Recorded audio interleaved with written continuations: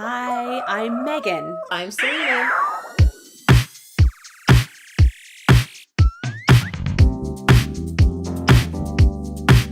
Welcome to One Head, Two Ducks, a grown-up theater kids podcast. Today we are doing our off-book review of Hadestown. All aboard! Way down, way down, underground.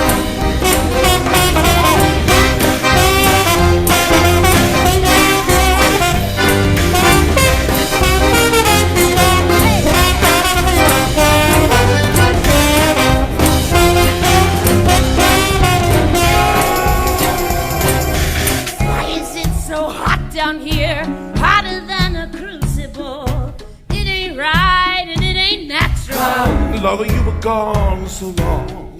Lover, I was lonesome. Think of it as my desire. So we can see, show the way the world can be. If you can do it, so can she. If she can do it, so can we. Show the way. I'm coming, wait for me. I hear the walls repeating, the falling of the feet, and it sounds like drumming. And we are not alone. I hear the rocks and stones echoing our song. I'm coming. I'm coming, wait for me. I hear the walls repeating, the falling of my feet, and it sounds like drumming. And I'm not alone. I hear the rocks and stones echoing my song. I'm coming.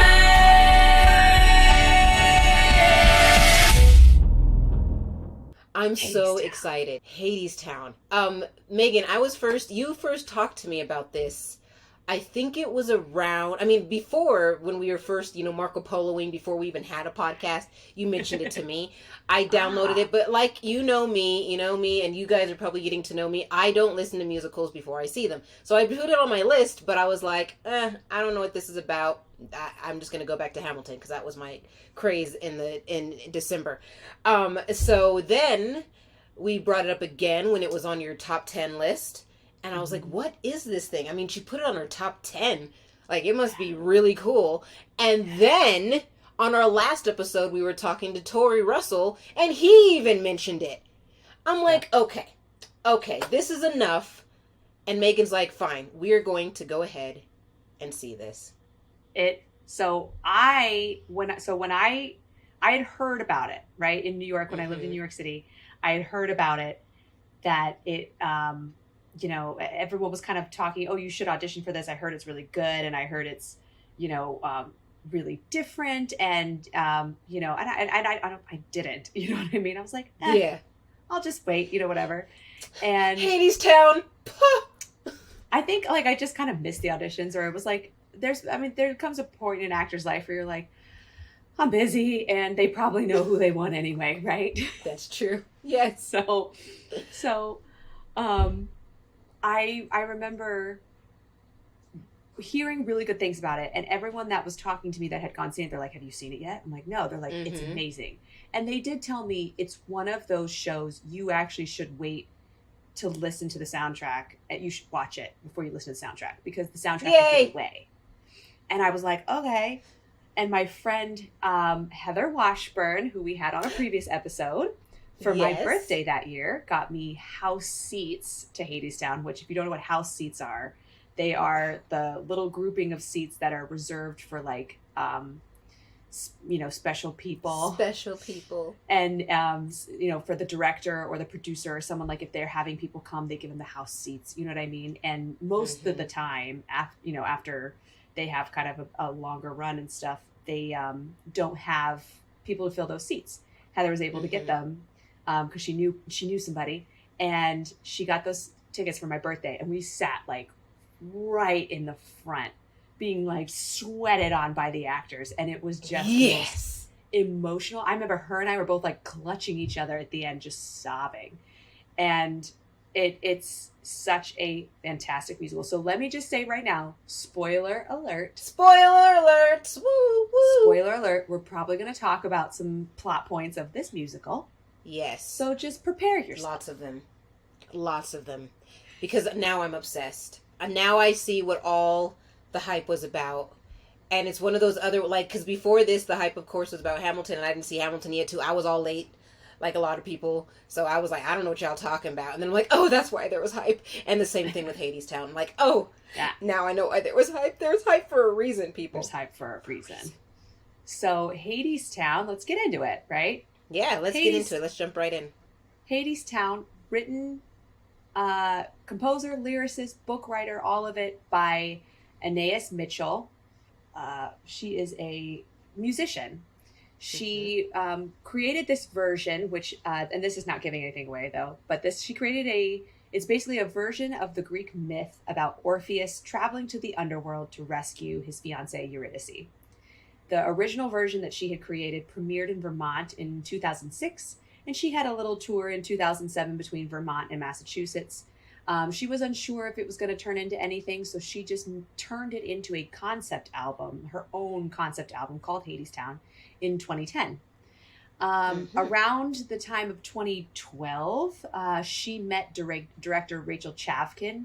Most people know Rachel Chavkin as the director of Natasha Pierre and the Great Comet on Broadway. Oh, nice, nice. And Rachel kind of was like, oh, this is, I really like this. This is really great. She's like, can I just tell you what I would do if I was a director, right, of this show? Yeah.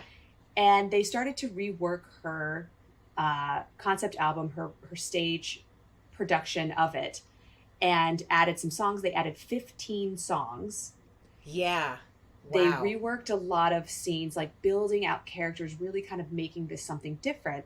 And the new version premiered off Broadway May 6, 2016. Mm-hmm. And it went to have productions in Edmonton, and London. And it made its Broadway debut March of 2019. And that year was nominated for 14 Tonys. It won 8, including Best Musical, Best Original Score, and Best Direction of a Musical. And if we were in the Tonys, we would have gave it the Best Ensemble as well. Because if there was a Best Ensemble, we would have given them the Best We Ensemble would have given year. it to them in a heartbeat. Oh my goodness. Like, it was one of those shows, as I'm watching it, it was probably the first, if I could be honest. If I'm really trying to think about my past, first watches. But this was the first watch that I was like, I want to be a part of the ensemble. Like, I don't even need a main part. Like, I don't care. It would have been nice, but I would be more than happy to be in the ensemble. Like, that's how amazing they were and how vital and fantastic they were. It's true. They really kind of go after this as the the classic Greek styling as well, where they have the mains and they have a Greek chorus. And that's how they introduce them in the very beginning of the show, right? The most amazing chorus you'll ever meet. And it's true. The ensemble. And it's because they are, in a classic Greek chorus, when we look at theater history, a classic Greek chorus, they kind of comment on what's going on. They manipulate the characters. They become, like, every point in the scene, they become integral to it, like whether they're background, whether they're movement, whether they're some kind of like almost set piece in a way, but somehow their energy is commenting on what's going on. That's exactly what was going on. Yeah so that whole really and I love amazing. and I love that director Rachel Chavkin. I love that she incorporated all those little Greek historical things. Like, even the theater, was from top to bottom. Nowadays it's more like top to, like, we're kind of like level, or maybe sometimes slightly lower or whatnot. But this was where they were really on the ground and the audience was up higher. And that's another nod to the Greek styling. And I just found that as a director, like, that was so respectful. and an honoring to that cult and to theater in general. Like this is like a nod to where we all began. Yes, we're talking about mythology, but it was also a nod to like the history of theater, as well as this history of this, you know, mythological characters and stuff like that. So I thought it was fantastically done, very creative. Set designer Rachel Hauck, fantastic. Like, really, if you guys want to go, I mean, actually, we're going to be posting pictures. I'll post some pictures right now, some video right now of it. I'm sorry if you're on the podcast. Go to the YouTube and see some pictures, or just type in some pictures of this set, because really, you guys, it's beautiful. It's different. I was kind of confused at first, to be honest. I was like, I don't get it. Why is this? Because, you know, at first I didn't understand. You know, I'm watching it and I'm like, okay, this set looks interesting. I'm not understanding where I don't know where we are. But how they made it work to where you believed every single location that they were in, it was fantastic. So good job, Rachel Hauck. Yeah. So since we're talking about her already, let's kind of go a little bit further into kind of her and her thoughts with creating the set for Hadestown. So you kind of had an interesting point where actually, so you were the one that kind of pointed out to me that the set kind of looks like a Greek amphitheater. And that was definitely something that she, one of her initial kind of design influences was the Greek amphitheater. And also, and this, we're going to come back to this a lot. They talk about Dust Bowl era America and Depression era America. Their whole point is that this needs to feel that it's not taking place in a specific place in time and not a specific location either. So though they have like influences, so they were heavily influenced by, a place called Preservation Hall in New Orleans, which is a bar, right? It's like a makes music sense. bar. It did feel bar-y. Yeah. In some parts, yeah. It's supposed to feel kind of like one of those old school music halls that really feel like, you know, that's one of the places jazz began, right? So it's got to feel that way. But then all of a sudden it kind of, what she talks about is then it kind of transitions and you realize you're not in a bar at all. You're actually possibly in the bottom of an oil drum, which also still goes... Yeah, which goes back to that whole, like, it being sort of New Orleans-y, because there is a lot of, like, drilling and offshore oil stuff going on in the Gulf right next to Louisiana. And then it has that Louisiana feel I know we're talking about Rachel, but even in the music, it has that Louisiana feel. Yeah. So I think that's why she was playing on that Louisiana. You know, to me, it was like the devil didn't go down to Georgia in this Hadestown. The devil went down to Louisiana. Yeah. Well, and you have to remember too, is technically Hades, the man, he's not the devil, right? That's in Greek mythology, he wasn't the devil. He was just the king of the underworld, the guy who oversaw all the dead. Right. So he wasn't like evil. You know what I mean? That's not how he's supposed to be presented. And that's why I think everyone does have that thought process of Hades is bad guy. And that's why then they show you that maybe like, or, you know, they kind of tell you in the story that he started out being a good person and in love and just in caring. But then the more he kind of lost control, the more he lost himself. Right. But okay, so going back to Rachel Hauck. Oh, she says Hadestown was the hardest thing she's ever done. She also, by the way, she won Best Set Design. I don't know if I said that already. She won the award for Best Set Design. Good for her. It makes sense. But yeah, and she says she works with imagery. She reads the script a couple of times before she goes in with the director, but she really tries to not think about anything before she talks to the director, because she's like, it could be written out on the page exactly what the set looks like, and yet it still will be different in a director's mind. So I try to keep it very clear of what I'm going to build. And then I start working just with images. I take a whole bunch of images and I show them to director. I'm like, what do you think? What about this? What about that? And she's like, I learn how to speak a language that I can understand or that I can translate into physicality, like with the director. Like the director's like, I want it to be this. Okay, so you don't mean this, you mean this in terms of what it will look like. She has this really... Oh, I'm sorry. Go ahead. Oh, no, go ahead. She has this really what? Oh, I was just going to say, she has this really great interview on YouTube where that staircase in the back, she's like, she shows a picture and she's like, this was a brand new staircase when we built it. And we have the most amazing set painters that make it look so distressed. And all this bit that's supposed to look like rust is actually like cork that was glued to the set and sprayed. And she's like, and the wrought iron steps, like, that's something really the cast only gets to see, but it's such a specific detail. It's so cool. Yeah, it goes back to those details. Those details are important because somebody's seeing it, somebody's noticing, and that's why she won for Best Set Design, because of those details. And, and I liked it too because it had that kind of, it had a mixture. I don't know, because maybe I went way, because, my brain is a little weird. People, I think, weird. But my brain went way into the theater history, like a little nods and such, and just in the costuming and the set design, and even the music, but the costuming and the set design specifically, I felt nods to Les Mis and what Eurydice was wearing. It felt a little like a sense of Les Mis for me. And then how the musicians were on the set, it felt like Six, kind of like where they're right there. And I loved that even in the song that they got their nods to. That was really sweet in one of the songs. But yeah, so there was a couple times where I was like, oh, this feels like this feels like this. And even when Orpheus comes out in that bar, it kind of felt like those kind of 1950s musicals, a little Hello Dolly-ish with the the boys and the where he's young and youthful and excited and just innocent, and so I felt all these kind of things, and I definitely felt that New Orleans feel. And then of course you have, I know we're kind of bouncing all over the place in this episode, just follow with us, guys, just come along the ride, it's fine.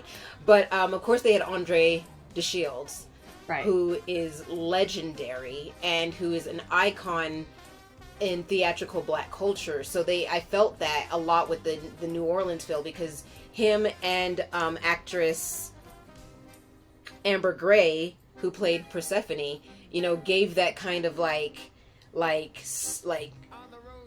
backyard bluesy, jazzy, I would think like 1940s, Black culture, and it felt so not, it was, I loved it. I loved that part. But then, oh my gosh, there's just so many things. Okay, let me stop talking. They command like Andre de Shields and Amber Gray definitely like commanded that like wise, historical kind of feel, right? Like they feel like they could be plucked out of mythology, but yet also like very real at the same time. Yes, and very integral. Since you were talking about costumes, yes, let's go ahead and talk about Michael Krass, because that also kind of goes into a little Andre de Shields, because I have a really interesting tidbit about his costume. So Michael Krass, the way he talks about these costumes is so crazy. He goes, imagine a world no one has seen before, but it has to resonate with iconic American ethos. I call it underworld, but make it fashion. Rachel Chavkin was actually his student at NYU when she was 18. So the director was his student when she was 18. It's another come with me to life. It's another come with me. So his design of Eurydice was kind of a little bit of Rachel. Like he designed it with her a little bit in mind, like her youth and her layers and stuff. And so with Eurydice and Hades, both of them specifically, he has them very layered in the beginning, right? And especially like you notice with Hades, he takes off more and more and more as the show goes. He takes off the jacket, he takes off the other jacket, he takes off the tie, and by the end of it, he's just in like a shirt of like that's kind of open and a vest and his bare arms, you know what I mean? And he talks about it as like layers protect. Right? So as they're becoming more vulnerable, they take off the material. So here we go with and then the workers. He talks about the workers. He wanted to make them. It's so funny. He kind of talks about every character in like almost a very sexual way. Yeah. Like he's like, I felt the sexy. Because the workers were wearing some, because when you first see them, you're like, okay, cute little overall and a, kind of dirty shirt, dirty. But then when you really look, I'm like, those little shirts are a little scandalous. They're a little sexy. They're also all really good looking. They are also. With a really tall one. I don't know his name, I have a funny story to tell you about him, actually. I have a really funny story to tell you about him. So I'll tell you after I finish the costume thing, and then we'll go back to him. Go ahead. Go ahead. But the whole sexual thing, he literally says, he's like, the fates, they're supposed to be these, like Andre DeShields says in the beginning, he's like, and 3 old women all dressed the same, right? But then they come out and they're sexy. They've got this sexy energy. Same thing with Persephone. She's sexy, right? Mm-hmm. So he talks about the workers. He's like, I wanted them to be ungendered, but still sexual, because there is sort of this bondage thing of in the show of like who's tied where, right? Mm-hmm. What are you tied to? And he's like, but I wanted to make sure the clothing was oppressive and showed no individuality. So everyone's wearing the exact same thing. Yeah. Anyway, so Andre DeShields. Andre.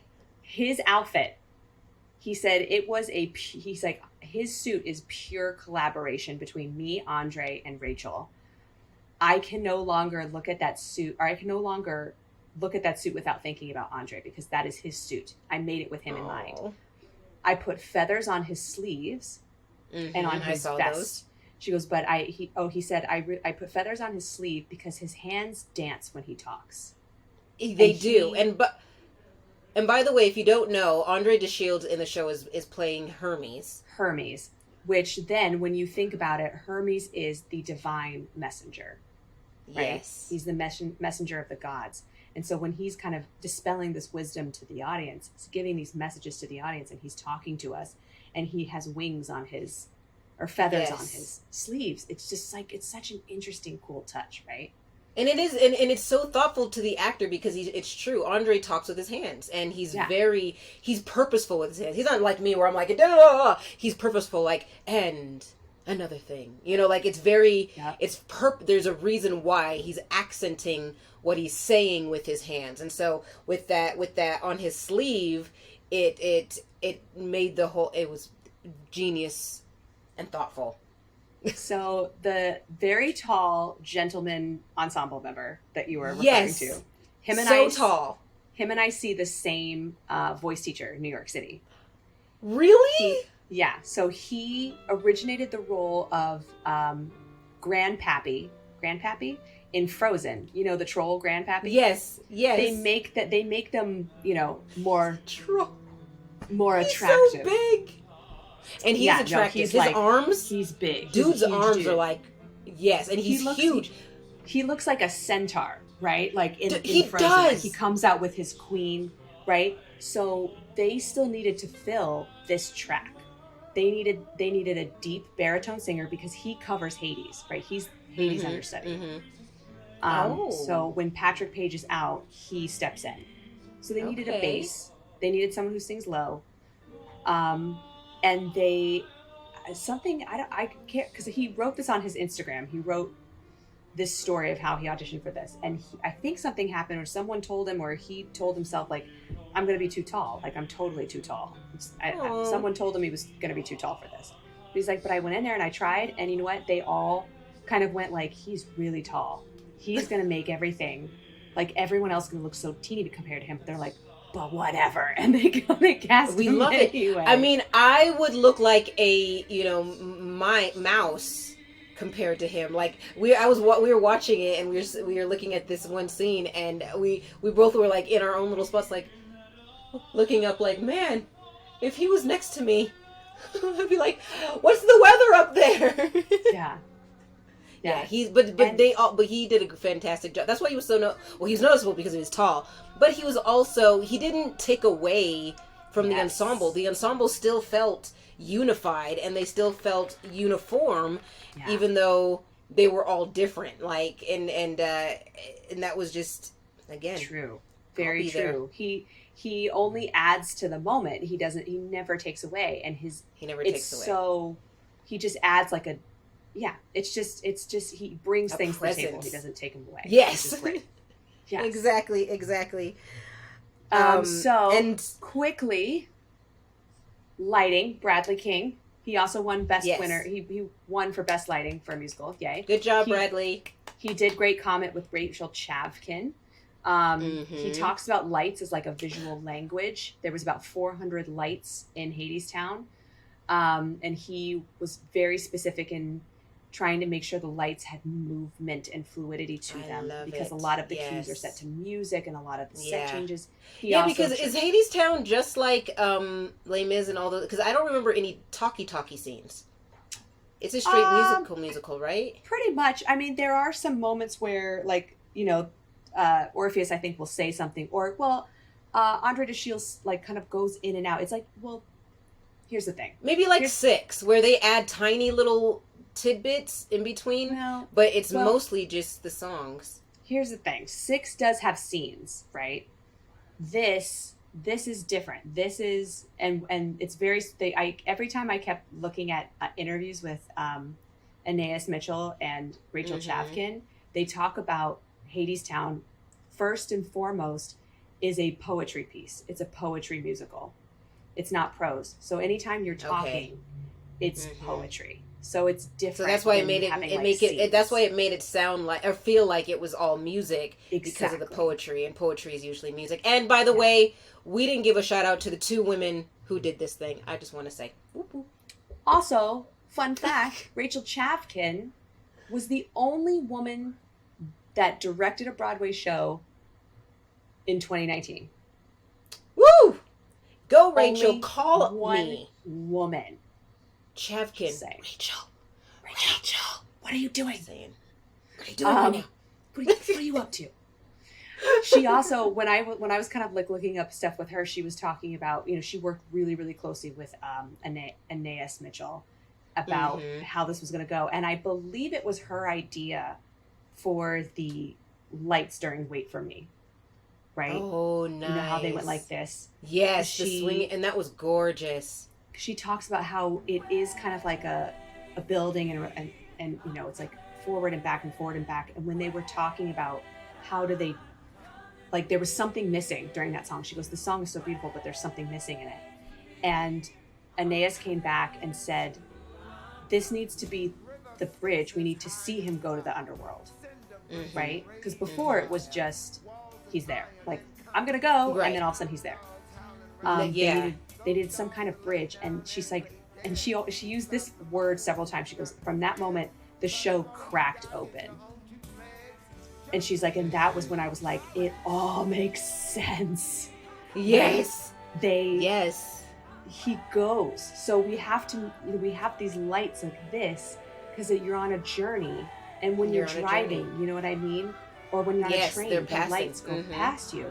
But then also, it also has to feel like you are bending heaven and earth. You are bending space and time, right? To go traveling. So and that's the idea of it, which was so cool. But she talks about how you can always tell when a man writes a song for a woman, right? Because these songs that most women have to sing on Broadway are incredibly difficult. It takes a lot of physicality to get the notes out. They're always in a breaking point. She's like, but you know, the two lead women in our show are having a ball because a woman is writing for a woman voice. It's truly a woman. Like, this is a musical in a woman's voice. So what do you have? Then you have Orpheus and Hades, and they're both singing at totally opposite ends of the spectrum. I noticed that, and I thought that was brilliant because they're similar, but they're so opposite. And I loved that they accentuated that diversity with their voices, because Orpheus is so high, and then freaking Hades is so low. It's so low, ladies and gentlemen, that it shocked me. Because like I said, I didn't listen to it before this. So when he's talking to freaking her name, dude. No, Eurydice. Oh, Eurydice. Eurydice. So when he's talking to Eurydice, like that in that song, it like I like grabbed my chest, like, oh, whoa. Oh, Hey Little Songbird. Yes, Hey Little Songbird. Yeah, I was like, holy moly, who is this? And then you know, later on, you know, I really noticed Orpheus later after that song, because before it was just Orpheus's voice. I was like, oh, it's so pretty, he's so cute, it's adorable. But then after that, I was like, oh, the dynamics. One is really low, one is really high. And that was, and then even between the girls, Persephone and Eurydice. you know what, people? These Greek names are gonna kill me. We're probably editing most of them out, but I keep messing up this dang name. But Eurydice, like, because Persephone has this, like, again, this bluesy, almost like, she reminded me of Amy Winehouse a little bit. Ooh, okay. On some of her notes and some of the way she was accenting certain words and things like that. So a little bluesy, little jazzy, like that kind of like old school voice. And then you have beautiful Eva Noblezada, who had this gorgeous, like, I would say modern classic. It's still classic in a sense to musical theater, but it's more like modern, like how most musical actresses are singing. But she did it so, honestly and authentically that you felt every single word. And so I just loved that. Yeah. One was deep and soulful, like, oh, and then one was like fun and upbeat, and I want a drink. Yeah. Yes, Amber Gray. I would love a drink right here. Amber Gray. Fill my here. cup up. Every time she said it was like me. Me. And Hades, played by the brilliant Patrick Page, and Orpheus, played by the great Reeve Carney. Just great performances there. Great guys. Working our way back down the line, just a few more people to shout out here. Choreographer David Neumann. Good job, David Neumann. Good job, David Neumann. He said he did a lot of research on Greek myth sculptures and paintings. And I know you and I had that conversation after we watched it about character stance. Yes. And how when you're in theater school, you learn something called character stance, which is something they used to do a long, long time ago in Greek mythology, in Greek theater and beyond, where you had to come up with a physicality for that character and one pose that kind of summed up your character's arc. And he does say he works with individual actors to formulate an organic movement, a single movement that is very character driven. So that way it feels authentic to them. They come up with it, but it's still, he incorporates it into other things. I loved his choreography. His choreography was great. It's great. I loved it. Again, another reason why I wanted to be a part of the ensemble. I could do those things, number one, with my out of shape butt. I can do those dances. And I love an accent in a dance. I love the Fosse, like those Fosse accents where it's just like little moments where, like, for me, it was whenever the workers were in the circle and they were like doing that that little moment. Just the shoulder. Movement. Yes, there was a shoulder, like a pop shoulder like from back to front. And just like an arm. Just a march, and I loved it because that to me, I don't know, because I could feel it I know from my former dance life that like doing that movement would just accentuate my character. Because the one thing that is hard to do sometimes is when you have a character and then you have choreography and they're not matching. It's not matching to what, because, I was also one of those crazy people that even if I was in the ensemble, I had a whole character. We were taught no character is less than. You are the star of your own life. So this character, although my character in the back of Beauty and the Beast or whatnot is just like some random person, but in my character's mind, it's about her. It's not about no Belle. Who's Belle? Who cares? I am a teacher. Yeah. So anyway, like whenever you have those characters and then, someone gives you choreography and in your mind, you're like, but this is not matching. It's really hard. So I'm glad that David, yes? Yeah. Yes. That David Neumann thought about that. He thought about and not only when they were just workers, but whenever they were just the Greek chorus in the bar, when they were just, all these different proponents that those ensemble were, he thought about each of those different characters, how they would move, and then making those accent points that just helps them get even deeper into character. True. It's very true. And it's so important because sometimes you understand a character, like you pick up, all of us, we pick up on nonverbal cues a lot, you know, even if we don't even think we are. Sometimes it's subconscious. We understand what's going on without the use of sound sometimes, you know? So speaking of sound, speaking of sound, winners of Best Sound Design of a Musical, Nevin Steinberg and Jessica Paz. Nevin! Don't you all know Nevin? If you don't know Nevin, you should know Nevin. He should be, me and Megan were talking about this, he should be one, like a fashion, if you're in fashion, that you should just know, because he's Nevin. Nevin also did the sound design for Hamilton. Yay. So, yes, I recognized his name right away. I was so excited, just because I recognized his name. I was like, I know a sound designer. I know that guy. I know that guy. And then best orchestrations of a musical went to Michael Chorney and Todd Sickafoose. Yes, Sickafoose. That's a fun one. And last He but was not least, sick. our amazing stage manager, Cherie B. Tay, or Cherie B. Tay, either one. Cherie B. Tay, Cherie B. Tay. If you want to see something really cool, go on to YouTube. Go on to YouTube, type in Rob McClure video, and he does this video about like kind of Broadway coming back. Ooh. And he gets all these different like Broadway workers together, and he makes a video as if he's like getting ready to go do a show, right?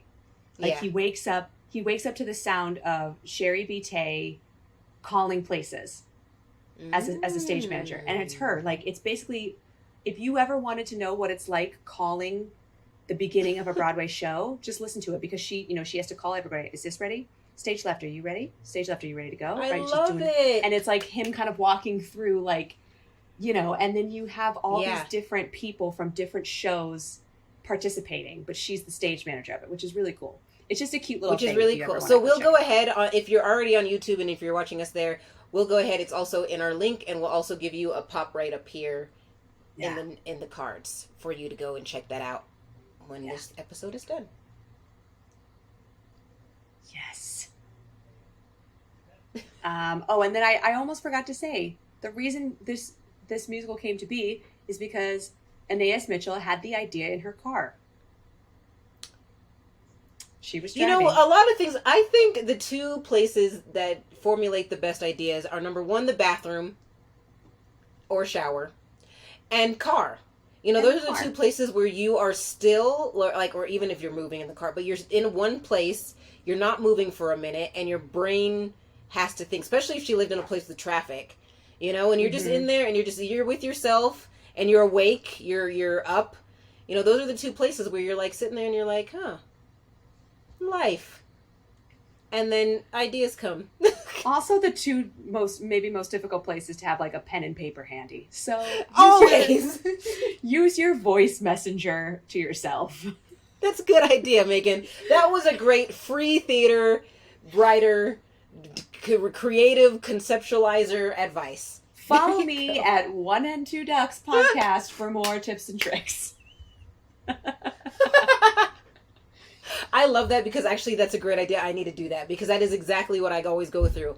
Like, especially when I was working on my musical, I'd be in the shower, and I'm like, oh, that's a great line. Where's the phone? Where's the anything? Voice no, messenger, and baby. Especially whenever you come up with ideas as writers, it's got if you don't write it down, it's gone, or if you don't put a note to yourself, it's gone. So yeah, that's a great idea, Megan. Thank you so much. You are very welcome. So, a few final thoughts here about Hadestown the musical.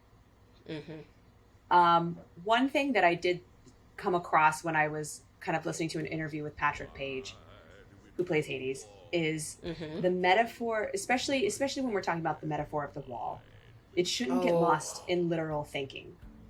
The whole show shouldn't get lost in literal thinking. This is a poetic piece, because this show was written in 2006, before anything of today about a wall made sense. Yeah. Right? It's not literally about any political climate at all. It's a metaphor for how we think about things. and the walls we put up. That's true. And that's why I felt, and I told Megan after we watched it, that it kind of, I don't know if any of you in our audience have ever seen Us, the Jordan Peele scary movie. But the reason why I bring that up is because it was so, I love his movies. They're so in depth and they always have a message. And that message was very similar to what I felt The Wall was singing about. And it's not necessarily any political climate. I think it's more of a mindset. It's a mindset that all humans have, no matter where they're from, of protect the insider. Everybody who's outside of that is bad. And it's in a sense a dehumanizing thought process, even though all humans have it.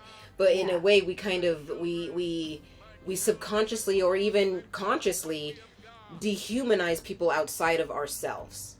Yeah.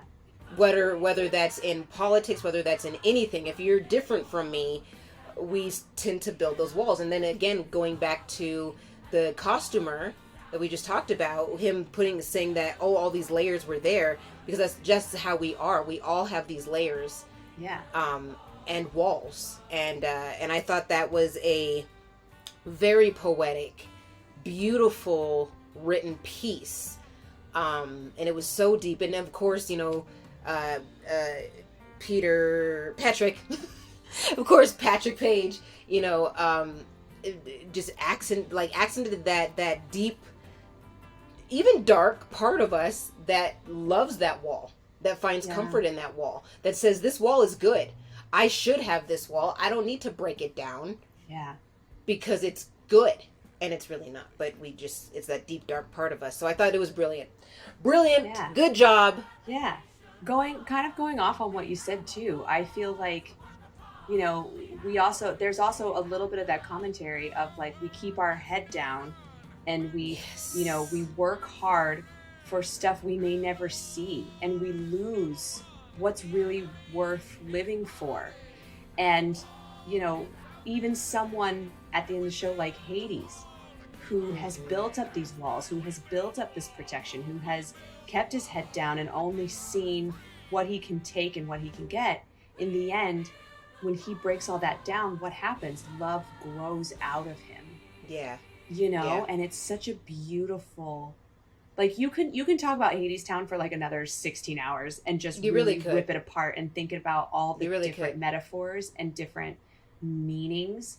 And even because sometimes the meanings are personal, right? Like, yeah, there are certain moments for me that maybe hit differently than you, and we take something different out of it, but it's still something tangible for us. Yes. Like that whole ending. Sorry, spoiler alert again, but that ending was such a shocker for me. Because number one, there's very, very rare true tragedies nowadays, especially in America. I always say, like, when me and my family are watching a movie and the kids are with us and they're getting scared about a main character, and I always say, listen, we're in America. Ain't nothing gonna happen to them. Everything's gonna be honky dory at the end, because that's America, right? The hero wins. And then like even in Endgame, when the hero or when the villain seemed like it ended, that was only part one. The story wasn't over, and guess what? Part two, the heroes win. So that's just America. We win.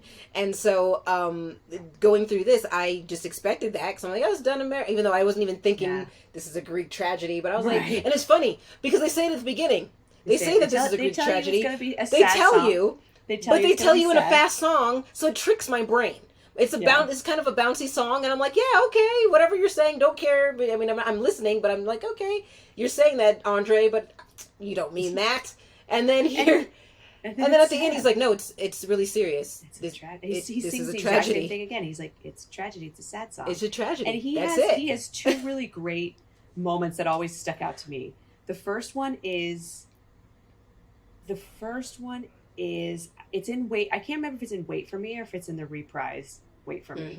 But he talks about, it's in Wait for Me. He talks about the meanest dog you'll ever meet is not the one in the street. It's the one behind the one. Between your ears, behind your eyes, right? Yes. Your doubt, your self-doubt. Oh, that's why that song is the meanest thing you'll ever meet. That's what's holding you back. That's what's keeping you down, right? And then at the end of the show, then at the very end of the show, when he looks at the audience in the eyes, and he feels like he gets right into your soul, and he goes, yes, we still sing this song even though it's sad, because one day it could be better. And we sing it anyway. And he says, and we'll sing it again and again and again until it is, right? Yes. So and I love that. I loved that hope, because there was this helplessness after that moment, you know, and then for me, that's also personally a big thing, like that song, that whole Doubt song, and then leading up to him, again, spoiler alert, basically Orpheus was not supposed to turn around at a point in the show. Yeah. If he's not supposed to turn around. If you're gonna be spoiled by 1,000-year-old Greek myth, here you go. Yes, exactly. You should know. I mean, but still, yes, you don't. So Who remembers? People may not know, but he's not supposed to turn around. It's one of those it's one of those classic things. Like there's many stories, even biblical stories of don't turn around, turn into salt. Don't turn. Don't look in the. Don't turn around, because it's that play of don't look in your past, because the past, it has nothing for you but things that are gone and dead, and then you'll die with it. Right. So, but that's so meaningful to me, because even though I know that, and even though it's age old, and even though it's just always said and done, that doubt still causes us to look behind and focus on what's behind instead of what's ahead. And that whole song, I'm over here like almost wanting to yell, shut up, don't focus on that. Talk about all the great things that are going to happen. Talk about whenever you guys get to the end and you're going to have this beautiful family and you get to live together. Think about those good things, but instead, we let those negative things in our mind, and we let them just keep going and going and going. And then it keeps us looking back, and then that looking back kills. It takes away everything that we were looking forward to, and it's so meaningful. And I love it, because that hope at the end. That hope at the end that says, this is the story. He looked back. He ruined it. He lost his shot. But one day, maybe he, meaning us too, as the audience who is invested as this character, won't. Yeah. Maybe one day we'll choose not to. Until it's better. Until it's better. That's why I told you. Remember that moment that I told you about? I think it was during our top 10 episode, where they have this moment where they say, to the world we dream about, and then they look at the audience and they cheers the audience and say, and into the one we live in now. Yes, it's a positive raise a thing. glass. It's like, raise a glass. It's a positive thing. Let's raise a glass to that world that we think that we can dream that it's going to be the best world, but we also have to acknowledge the world we live in now and see where we need to go, right? Yes. So it's such a cool. See, again, you could talk about Hadestown for 16 hours, but it's so great. I was about to say, and that's where we can raise a glass, ladies and gentlemen. Raise a glass, everybody. We are going to raise a glass to Hadestown. I don't have one in front of me. I've got my We're going to raise an improv. I don't have anything. Oh, you don't have a... Hang on, let me get my mug. And it's red. Starbucks, don't call me. Okay, raise a glass. Raise a glass to Hadestown, the beautiful, beautiful show that it is. Yes. The beautiful, beautiful creators that created it, participated in it, and shared it with us, the audience. An amazing cast. Go see it when it comes back. Yes. Thank you so much, Hadestown. Raise a glass. And we'll keep repeating it and singing our own songs. Yes, we will. If you like this podcast, please subscribe, give us some stars, share with your friends. Go to our Patreon and support us at Patreon.com/OneHen. Become a patron, get some cool merch. Yes, like and subscribe to the podcast. Also comment, talk about what Hadestown means to you. If you don't know Hadestown, talk about what we talked about. Whatever you want to talk about. Follow us on social media. Yep. Facebook. Instagram. Facebook, Instagram. I almost said Pinterest. I was like, Pinterest? Well, we are on Pinterest, but I haven't really been keeping up with it. Follow us on Instagram. Follow us on Facebook. Follow us on TikTok. Thank you so much, guys. We love you, and we will see you next week.